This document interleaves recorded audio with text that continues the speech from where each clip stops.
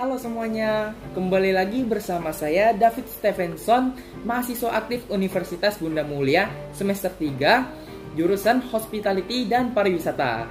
Nah, pada pertemuan sebelumnya saya sudah membahas menu makanan yang berjudul Gulai Itiak Lado Mudo.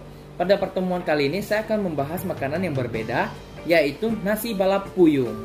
Nah, buat yang belum tahu apa itu nasi balap puyung, silakan simak terus video saya ya. Cekedaw! Oke, sekarang saya akan langsung menjelaskan sejarah dari nasi balap puyung ini. Pada tahun 1970, ada seorang ibu-ibu yang bernama Ina Esun. Nah, Ibu Ina Esun ini berjualan nasi dengan suiran daging ayam bumbu pedas, kedelai goreng, dan kering kentang yang disajikan di atas daun pisang, beserta lauk pelengkapnya yaitu oseng buncis, telur goreng atau telur rebus, dan sambalnya yang khas. Nah, pada saat itu Ibu Ina Esun ini berjualan nasi dengan sistem barter. Jadi, nasi jualannya itu ditukar dengan imbalan kebutuhan sehari-hari. Setelah jualan terus-menerus, 20 tahun pun berlalu, namun nasi ini tetap belum ada namanya. Hingga sampailah pada tahun 1990-an, ada salah satu dari cucu Ibu Ina Esun ini yang berprofesi sebagai pembalap lokal. Nah, pembalap lokal yang dimaksud sendiri yaitu pembalap tingkat kecamatan, tingkat kabupaten, ataupun tingkat provinsi. Setiap cucu Ibu Ina Esun ini memenangkan kompetisi balap, ia selalu mengajak dan mentraktir teman-temannya untuk makan di warung nasi Ibu Ina Esun ini. Nah, dari situlah nama nasi balap puyung tercipta. Oh iya, kata puyung dari nasi balap puyung tersebut itu diambil dari lokasi atau daerah warung nasi balap puyung Ibu Ina Esun ini, yaitu berada di Desa Puyung, Jalan Raya Puyung. Nah, itu dia teman-teman sejarah dari nasi balap puyung. Sebenarnya nasi balap puyung ini adalah makanan yang simpel karena kita bisa memasaknya sendiri di rumah. Namun bahan-bahan yang diperlukan itu cukup banyak. Tapi teman-teman jangan khawatir, karena bahan-bahan yang kita perlukan itu mudah ditemukan dan tersedia di pasar sayur terdekat. Berikut adalah bahan-bahannya.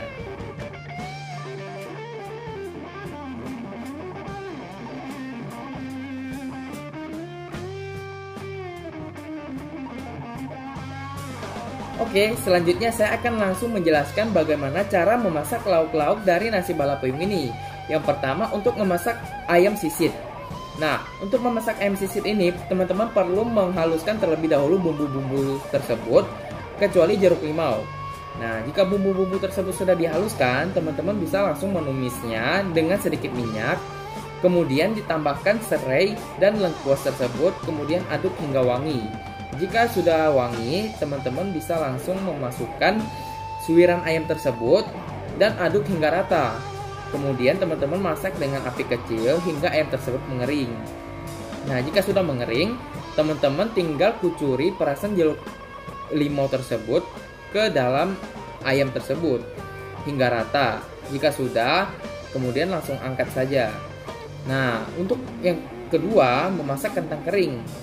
Kentang kering tersebut juga lumayan mudah. Yang pertama, parutan kentang tersebut teman-teman bisa langsung rendam dengan air garam dan kapur sirih dan biarkan selama 1 jam. Jika sudah, angkat, cuci hingga bersih, keringkan, lalu goreng hingga renyah. Jika sudah renyah, kemudian langsung saja angkat dan tiriskan. Kemudian teman-teman langsung tinggal menyajikan nasi putih di atas daun pisang, lalu tambahkan lauk-lauk yang sudah dimasak tadi. Dengan begitu, nasi balap puyung siap disantap. Jangan lupa sajikan dengan pelengkapnya, yaitu oseng buncis, telur goreng atau telur rebus, dan juga sambal.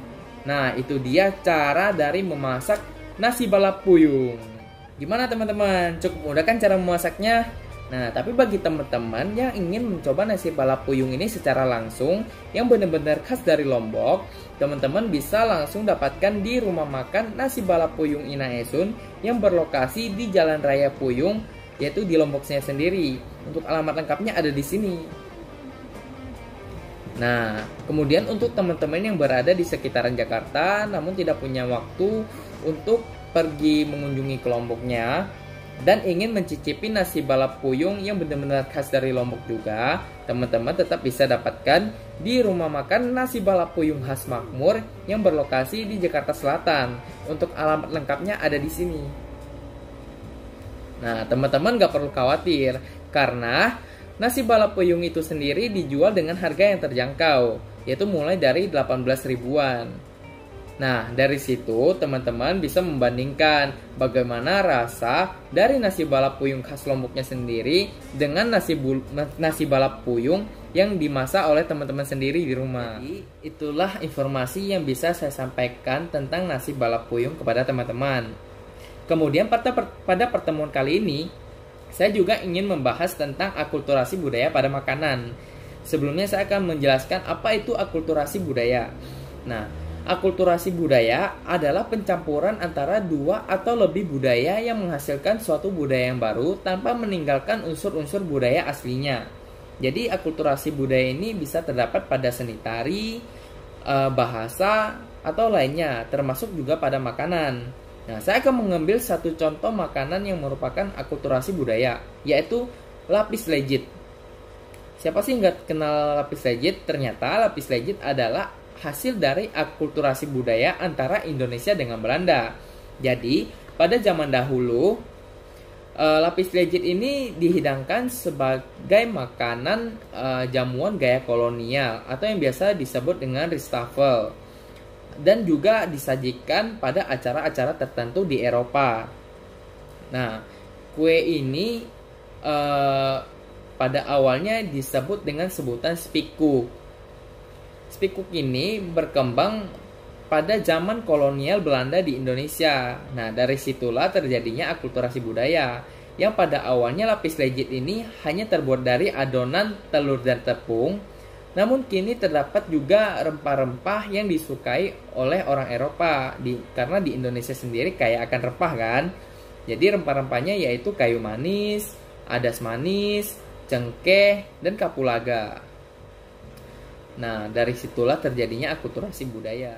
Jadi teman-teman, sebenarnya masih banyak makanan akulturasi budaya di Indonesia selain lapis legit, seperti capcay, pempek Palembang, lumpia, dan lainnya. Namun itu akan saya bahas pada pertemuan video selanjutnya. Nah, sekianlah pertemuan kita pada kali ini. Saya memohon maaf jika dalam video ini ada kesalahan dalam pengucapan, dan saya ucapkan terima kasih karena telah menonton video ini. Sekian pertemuan kita. Saya David Stevenson dan sampai jumpa.